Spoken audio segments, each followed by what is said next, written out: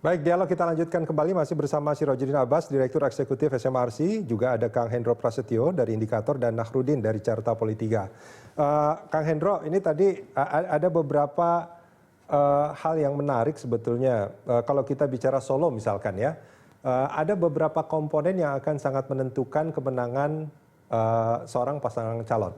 Ada soliditas tim sesnya, ada soliditas partai-partai pengusungnya. Bahkan kalau di Solo misalkan siapapun yang didukung sama PDIP misalkan, ini hampir pasti menang. Di sisi lain, ini ada satu pasangan calon yang diusung oleh PDIP dan dia adalah anaknya Presiden Jokowi. Artinya kalau kita melihat komponen yang berpengaruh, ini Gibran memang sangat diuntungkan sebetulnya. Begitu nggak kira-kira saya membacanya?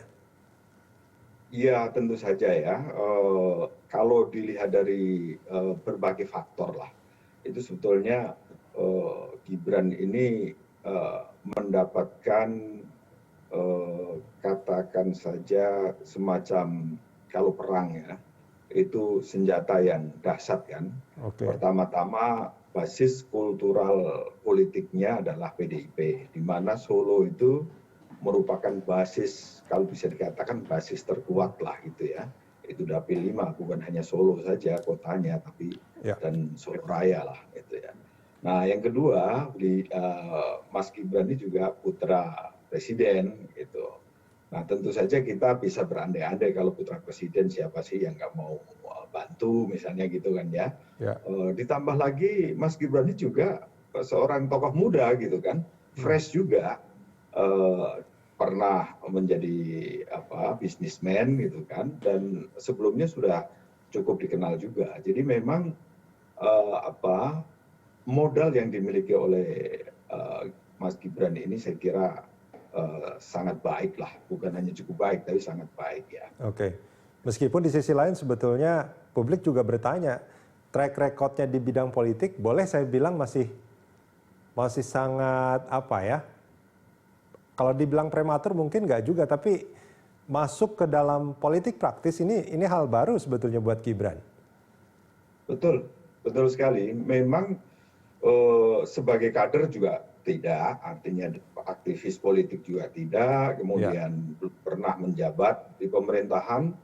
Jadi memang kalau dunia politik memang newcomer lah bisa dikatakan begitu, newcomer untuk bidang politik. Saya setuju sekali dengan itu. Baik, Kang Sirojudin, ini kalau kita melihat Solo gimana Kang Sirojudin melihat? Ini nampaknya memang dalam tanda kutip sebetulnya ya, hampir pasti sebelum penghitungan suara atau pemungutan suara dimulai, orang sudah melihat ini siapa yang akan menang di Solo. Begitu nggak kira-kira Kang Sirojudin? Ya, kalau banyak teman-teman yang bilang ya sebelum pendaftaran dia udah tahu. Jadi semua faktor itu ya semuanya menguntungkan untuk Gibran. Salah satu faktor yang mungkin menantang dia itu pada saat pendaftaran itu ada nanti orang yang mau maju jadi lawan Gibran di sana. Sampai akhirnya muncul juga gitu. Entah bagaimana caranya, tapi ada yang menantang. Karena saat itu salah satu resiko yang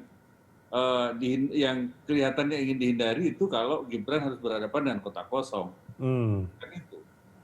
Karena semua variabel yang dibutuhkan untuk seorang calon kepala daerah memenangkan pilkada ya dimiliki Gibran semuanya, terus gimana? Oke.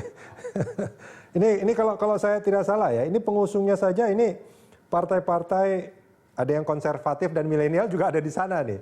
Dari PDIP, PAN, Golkar, Gerindra dan PSI. Itu kan hampir mewakili generasi kan, semua generasi. Begitu nggak kira-kira? Ya, dan itu sebabnya diskusi tentang Solo itu tidak menarik karena jelas itu dari awal sebelum pendaftaran juga kita udah tahu siapa yang menang di sana. Tinggal formalitas aja toh. Oke. Karena nggak ada faktor-faktor lain yang menarik untuk dianalisis yang memungkinkan ada tantangan serius terhadap Gibran dan Teguh misalnya.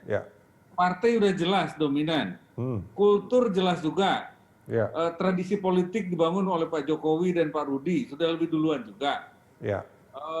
Partai-partai semua, ya siapa lagi pendukung juga saya kira kalau bisa ya nempel semua di situ toh. Ya, artinya boleh kalau saya katakan gini, Gibran ini tanpa harus melakukan kampanye yang ekspansif, yang masif gitu, asal tidak berbuat salah saja, sebetulnya diam saja, hampir pasti dia menang. Begitu nggak kira-kira? Boleh disimpulkan? Ya, tentu saja nggak sesimpel itu ya, karena tetap saja dia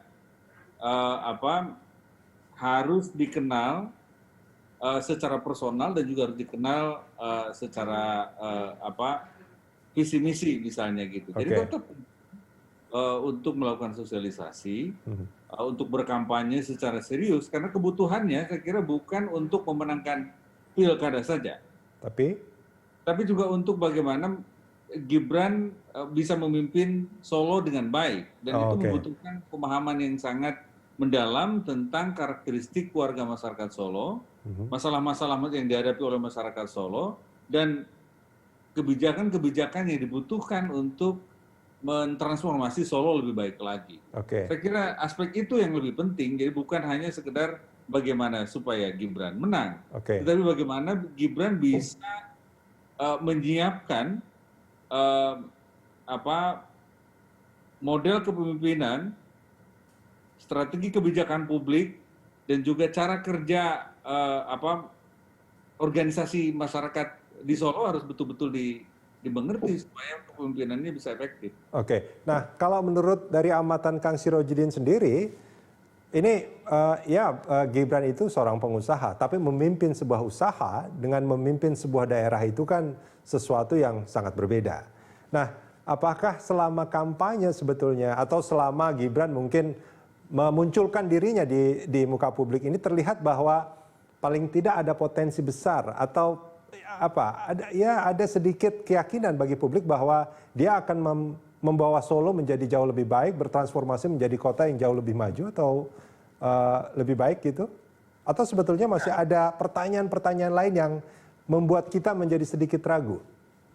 Enggak, kalau menurut saya sih, ini soal karakter personal Gibran yang sangat down to earth, sangat merakyat, dan saya kira karakter personal itu dibangun di dalam keluarga Pak Jokowi sendiri. Jadi karakter populis beliau ya juga diwariskan ke Gibran dalam hal ini. Dan saya kira itu yang membuat Gibran punya kapasitas untuk menggunakan periode kampanye ini untuk belajar tentang bagaimana mengelola masyarakat Solo. Jadi dia menggunakan periode pendaftaran sampai pilkada saat ini itu sebagai waktu untuk belajar mengenal dan mengelola masyarakat Solo dengan baik. Dan itu akan membantu juga seperti halnya juga Pak Jokowi dulu. Pengusaha, bukan kader partai politik juga gitu. Langsung terjun dalam waktu singkat dan maju di wali kota Solo. Sama juga punya kapasitas human management yang sangat baik. Dan di dalam politik saya kira kapasitas itu dibutuhkan untuk bisa berhasil memimpin sebuah daerah. Ya, Pak Jokowi sampai terpilih 2 kali ya. Bahkan dengan hasil dominan. Baik, Kang Nahrudin. Ini hasil sementara bagaimana, Kang? Di Solo? Solo. Kalau hasil sementara di Solo itu kalau kita lihat di data sampel kita udah 80,5%. Gibran itu sudah unggul di angka 87,35%. Lalu penantangnya Bagio Wahyono dan Efek Suparjo itu di angka 12,65%. Kalau kita lihat hasil Quickcon ya seperti Kang Abbas tadi bilang bahwa kalau untuk yang menang kita udah tahu lah siapa yang akan menang. Tapi yang mungkin PR terbesar Gibran adalah hari ini adalah bagaimana dia mencapai perolehan suara mungkin dengan Pak Jokowi dulu di saat pencalonan wali kota Solo. Apakah dia sampai di angka 90% atau tidak?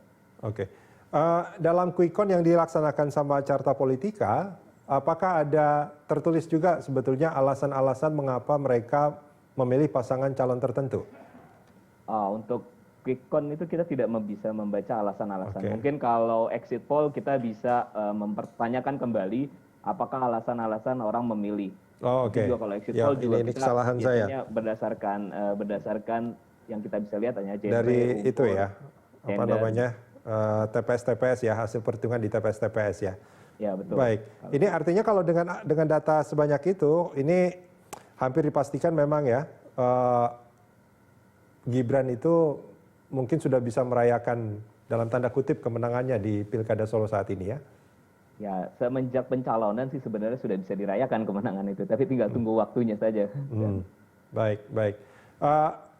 Kita akan jeda sebentar, kita akan lanjutkan ini di segmen berikut. Pemirsa jangan kemana-mana, kami akan segera kembali.